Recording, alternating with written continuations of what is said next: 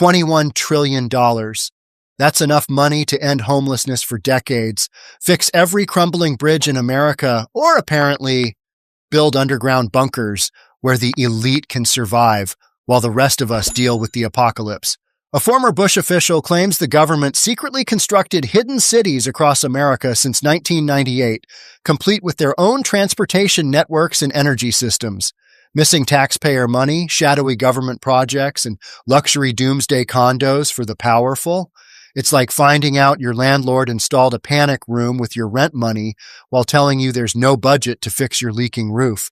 Let's break down this subterranean real estate development that makes your typical government waste look like pocket change. The federal government has secretly spent trillions building an elaborate network of subterranean cities where the rich and powerful can shelter during a near-extinction event, a former Bush White House official sensationally claimed. About 170 such bunkers have been built across the country since 1998. Including some resting beneath the oceans off the U.S. coast. 74-year-old Catherine Austin Fitts told Tucker Carlson during a recent appearance on his podcast, wait, so we're supposed to believe the government, the same folks who can't fix a pothole in under 6 months, secretly built 170 underground luxury bunkers? The government that posts its meeting minutes on a bulletin board can somehow keep an entire civilization hidden under our feet?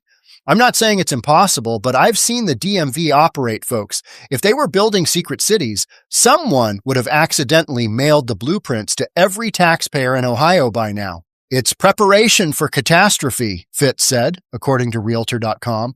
Fitts, who served as Assistant Secretary of Housing and Urban Development under President George H.W. Bush from 1989 to 1990, claimed $21 trillion in taxpayer dollars were funneled into the project between 1998 and 2015. $21 trillion? That's not a rounding error. That's the entire national debt from a few years ago. For perspective, that's enough money to buy everyone in America a Tesla and still have enough left over to fix every bridge, road, and school in the country. But instead, we apparently built the world's most expensive gated community underground. It's like finding out your roommate spent the rent money building a panic room in the basement while telling you they can't chip in for groceries. And by the way, $21 trillion for 170 bunkers works out to about $123 billion per bunker. What are they using for wallpaper, the Mona Lisa? She provided no evidence for her claims, but said a 2017 report from Michigan State University economist Mark Skidmore indicated that much unauthorized spending had been uncovered across the Departments of Defense and Housing and Urban Development during that time. After 2 years of combing through records related to already documented underground military bases, Fitts says she also looked into allegations of a wider bunker network. Ah, there it is, the no evidence part. Call me crazy, but before I believe $21 trillion disappeared into underground condos, I'm going to need a little more than allegations and looking into things. Look, government waste is real.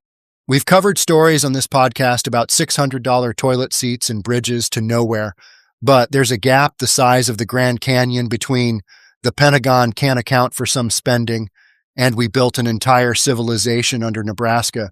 That said, our government's accounting is about as transparent as concrete. The Pentagon has failed every audit it's ever had.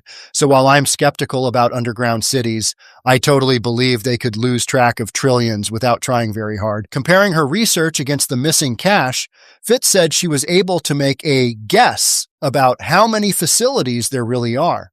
She claimed the 170 only applied to bases on U.S. soil and around its coastline, alleging that more exist across the world.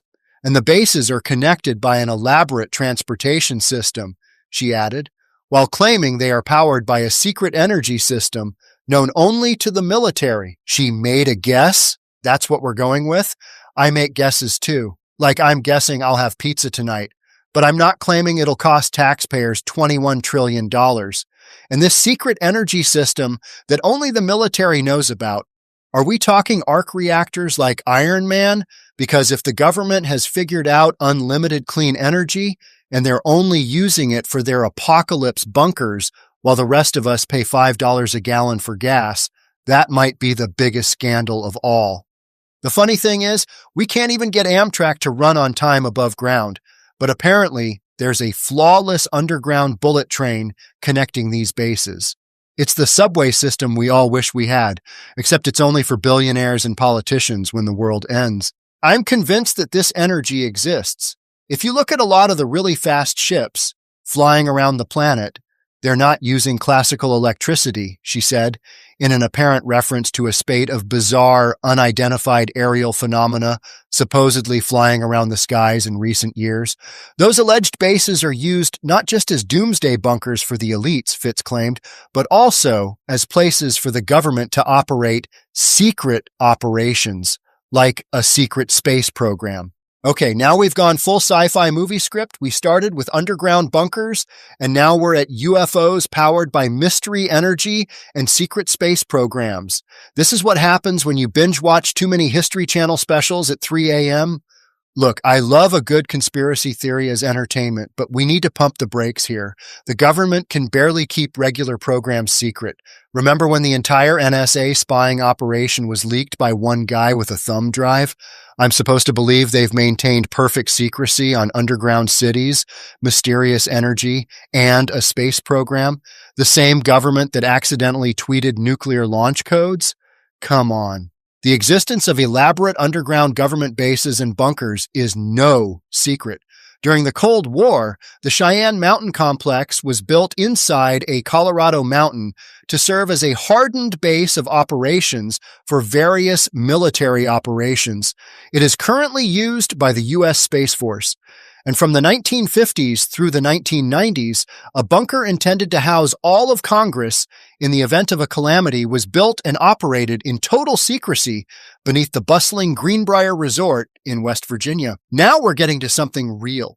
Yes, there are actual government bunkers. They exist, they're documented, and they cost millions, not trillions. The Greenbrier bunker was impressive, but it was eventually exposed, and tours are given there now. That's what happens to real government secrets eventually. They become tourist attractions where you can buy a t-shirt and take selfies. And notice the scale difference. One bunker under a resort to save Congress versus 170 underground cities across America. That's like comparing a studio apartment to the entire Manhattan skyline. Could the government have other bunkers we don't know about? Sure, that's plausible. But entire cities with their own transit systems and mysterious energy sources, that's a bit of a leap from a concrete room under a resort in West Virginia. Fitz, who worked as an investment banker before joining the Bush administration, also floated a number of other outlandish ideas while speaking to Carlson, including that the COVID-19 vaccine had DNA-modifying ingredients and that a shadowy global cabal is trying to use mind control to enslave the world.